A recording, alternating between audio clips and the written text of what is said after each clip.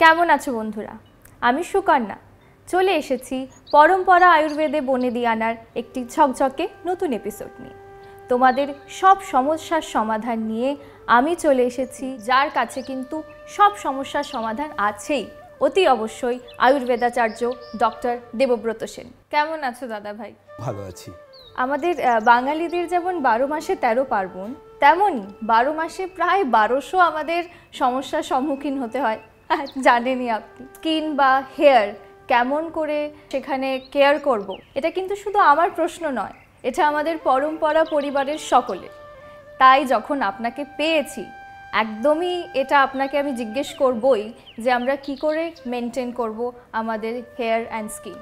খুব প্রাসঙ্গিক প্রশ্ন সুকন্যা, এবং আমি এটুকু জানি যে পরম্পরা পরিবার মানে কিন্তু কোথায় যেন একটা মানুষের বিশ্বাস, মানুষের আস্থা, মানুষের ভরসা।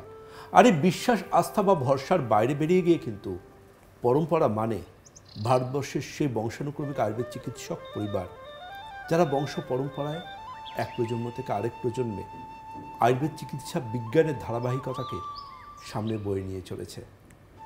আয়ুর্বেদই যে আমাদের পরম্পরা, তাই আমরা পরম্পরা আয়ুর্বেদ। আর এই জায়গা থেকে অবশ্যই আমি জানি যে প্রশ্নটা তুমি করলে, এটা কিন্তু সত্যি আমাদের পরম্পরা বৃহত্তর পরিবারের অনেকেরই জিজ্ঞাস্য। দাদাভাই, কীভাবে স্বপ্নের ত্বক পেতে পারি, কীভাবে বা আমরা আবার একটিবার লম্বা চুলের ফ্যাশনকে ফিরিয়ে আনতে পারি? তাহলে একটা জিনিস মাথায় রাখতে হবে, যেটা যে স্কিন কেয়ার নিয়ে যখন আমরা কথা বলবো, তখন কিন্তু প্রথম ভাবতে হবে আমাদের ত্বক আমাদের কাছে কি চায়।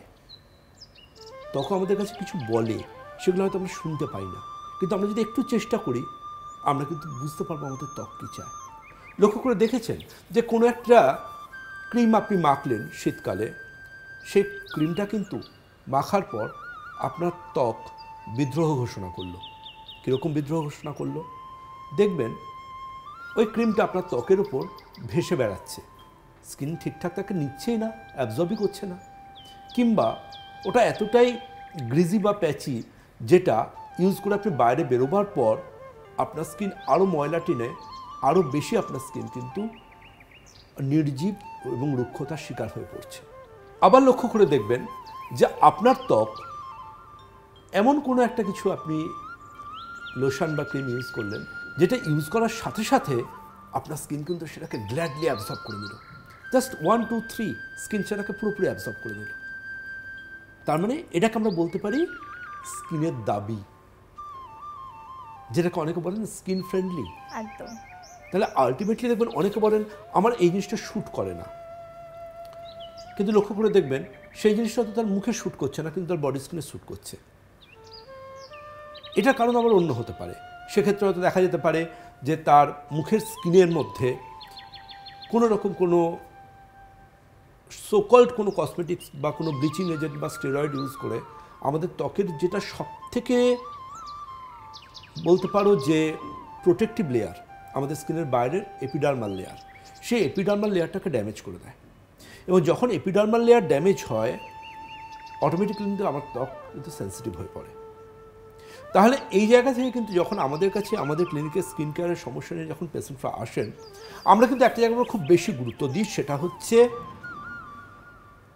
একদিকে যেমন আপনার স্কিনের অলরেডি যে ড্যামেজটা করে ফেলেছেন, সেই ড্যামেজটাকে যেমন আমাকে সারাতে হবে, ঠিক করতে হবে, ঠিক তেমনি পাশাপাশিভাবে আপনার স্কিন যেটা চাইছে, আপনার কাছে স্কিনের যেটা দাবি, the demand of your skin, সেই দাবিটাকেও কিন্তু ফুলফিল করতে হবে। দেখুন, বেবি সফট স্কিন নিয়ে আমরা পৃথিবীর বুকে সবাই আসি, কিন্তু আমরা কোথাও যেন স্কিনের সাথে একটু অযত্ন, একটু দুর্ব্যবহার, আর কোথায় যেন স্কিনকে আমরা ভালোবাসতে ভুলে যাই। তার জন্য স্কিন একটা সময় কিন্তু গিয়ে বিদ্রোহ ঘোষণা করে। আর এই বিদ্রোহ ঘোষণা করা স্কিনকে আবার নিজের বেস্ট ফ্রেন্ড কী করে বানিয়ে ফেলা যায়, সেই গল্প করব আজকের এপিসোডগুলোতে। আর সেই এপিসোডগুলো আমি জানি আপনাদের কাছে ভীষণ কাঙ্ক্ষিত হবে, ভীষণ ভালোবাসার হবে, কারণ এই এপিসোডগুলোর হাত ধরেই আপনারা কিন্তু নিজের স্কিন কেয়ারে একটা নতুন সকাল খুঁজে পাবেন, যে সকালটার হাত ধরে আপনার স্কিন হয়তো আরও একবার আপনার বেস্ট ফ্রেন্ড হয়ে উঠতে পারে। কীভাবে? আসবো আলোচনায়।